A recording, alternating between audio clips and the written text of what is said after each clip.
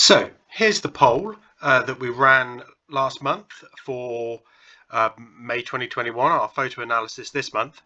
And because the anniversary last month was around the Korean War Imjin River battle, we decided to pick some Vickers MG photos as they were in Korea.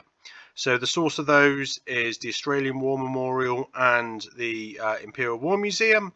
And just a reminder there that people can go and see our video on the Vickers MG in Korea that we published last year to commemorate the anniversary of the outbreak of the Korean War. So the photos that we chose were then Australian War Museum one there, 1661.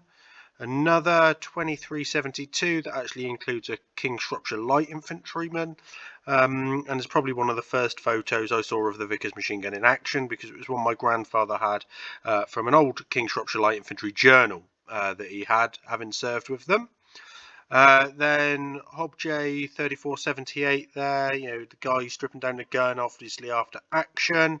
KOR 502 from the Imperial War Museum, again cleaning the gun, and then KOR 515 of the gun being used in a lot of cold weather gear, with the Australian barrel jacket cover on that one, but apparently a British photo.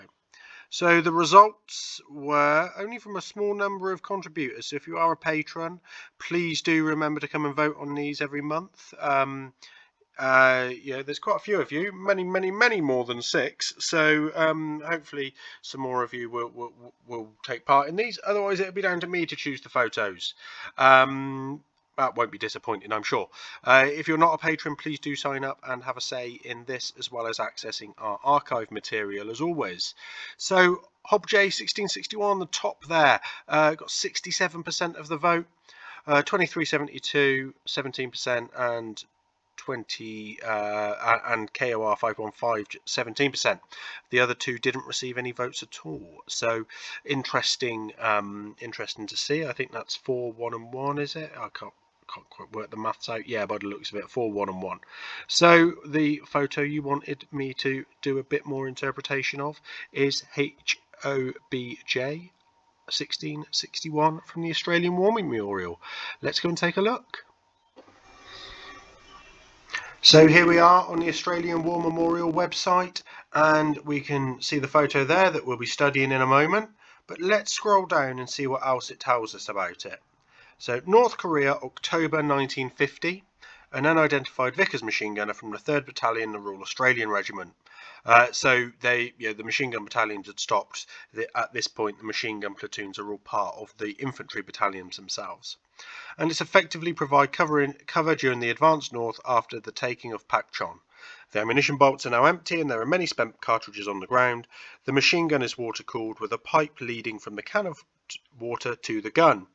It's the other way around, really. The pipe leads from the gun to the can of water. Anyway, another soldier front has his rifle at the ready to provide support fire. They are being watched by a soldier left who is wearing a long winter coat and padded mittens to try and ward off the biting cold of the Korean winter. Also rugged up against the cold is a photographer, probably Laurie Shea, holding a camera. Right, another photographer can be partially seen in the background. So, as I said, it's October 1950 there. It says circa November 1950 there. Philip Oliver Hobson, hence the HOBJ 1661. Let's extract the photo and have a closer look. Now, there's a great mix of kit in here. This is Laurie Shea over here. Look, you can see it's wearing a service dress cap with, I think, a war correspondence cap badge or something similar on the front there. And this is the camera that the caption talks about. He's wearing the leggings there that we see with Australian soldiers of the American type. But as we've seen from previous videos, they were Australian made. He's also wearing a balaclava there. So yeah, clearly quite rugged up, as the caption puts it. Let's have a look at the gun itself and work outwards.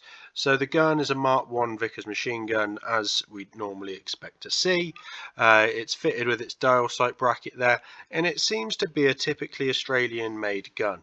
The way that I'm interpreting that is this bright portion on the dial sight bracket is very, very typical of the Australian brass dial sight brackets. That bit is normally left shiny, untarnished, unblackened, unparkerized, whatever. It's shiny. That really helps the dial sight bracket fit in there quite smoothly.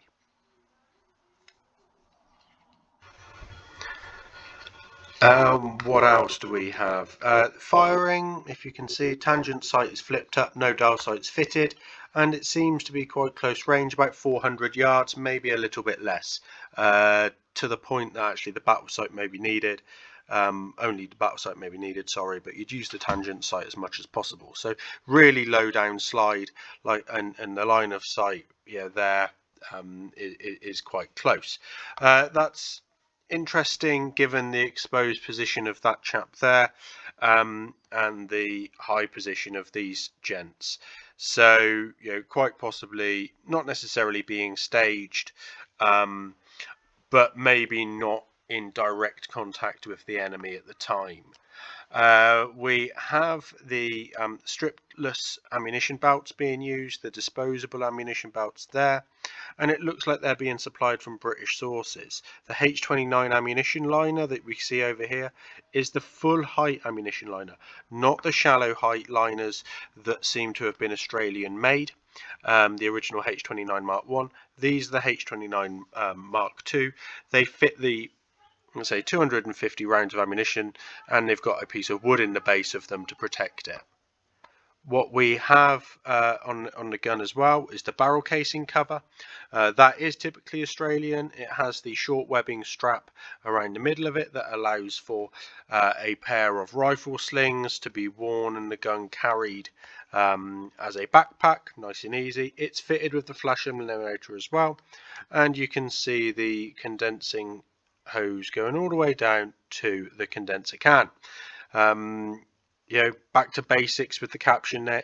Water, steam goes in that direction. It does not go the other way. It's not a pump system at all. The 2-gallon can is quite interesting because it's sat in this webbing cradle that I think we've shown on our Southwest Pacific area Australian uniform. The Australians were the only people to do something like this, and actually I think Korea is the only place we've seen it. We might have seen it on a SWPA photo as well, but anyway, it's an Australian thing. It really makes it easy to carry the condenser can attached to the end of the 1937 pattern webbing. We also have the spare parts case for the Vickers over there. So, again, I think this is the number 2 possibly. It looks like he's got some a string coming down there with his possibly covers, mitten covers coming down to his, which will go over his mittens there. The white covers for the mittens. They're all wearing their slouch hats, quite nicely, bush hats, whatever, that are so typical of Australian troops.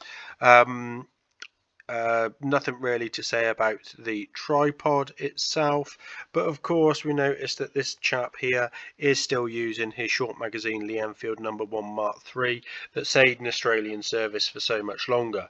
They did use the number 4, but in very small numbers. Lithgow continued to produce the number 1 Mark 3, so great to see that there. But then we have a Pupush H, a Russian design Pupush 43, so drum magazine here, like I say, a Russian design but produced by the Chinese and therefore made available to the North Koreans as well, so clearly a captured weapon. I do wonder whose that is. This chap hasn't got any sidearm with him, personal firearm at all. This is a war correspondent, so I can assume it's the number 2's weapon there. This could be the number 3 down here, but he's got his short magazine Lee Enfield anyway. You'll note that the 37 pattern webbing braces on this chap seem to be the normal width and not the wide width that we've shown previously. So yeah, good to see. This chap's also wearing those gaiters, leggings of the American type, but he's got his great coat as well. They seem to have been in action quite a way. This looks to be at least 1 or 2 bouts worth of spent cases, probably only 2, but we've got lots scattered around in this area as well. Yeah, as I say, they've been in the position for a while. And these are open and wasted liners. Look, you can see that one there particularly is open and they've been discarded. We've also got 2 guys up in the back here. There's another camera there, so clearly popular for the press this day, and I'm sure there'll be some other photos from different angles. So yeah, again, possibly not in combat at this point. This looks to be, really guessing here, but that looks to be like an American M41 jacket or something like that, in that lighter tan cotton or duck material. Nothing really else I don't think I can say about this photo, but it's always great to get Korean War stuff out. It is certainly not as well remembered, and then the Australian New Zealand Army Corps involvement is even less remembered in that, so certainly by us here in the UK. So it's important to share some of this stuff. I'm glad an Australian photo was picked. The Australian War Memorial, as always, is such a great resource, so you can go and look at 3rd Battalion Royal Australian Regiment War Diaries and find out so much more about this. They're all digitised and online. I suppose the only final thing is to say about this gun is look at the state of it. It's filthy. It looks like it's covered in mud and crud and filth. So, it's it needs a clean. I'm sure they'll have got onto it as quickly as they could. Thank you for watching. Please remember to like and share the video and subscribe to the channel. Please support us on Patreon if you're able to, and let us know of anything you'd like to see in the future. I look forward to hearing from you.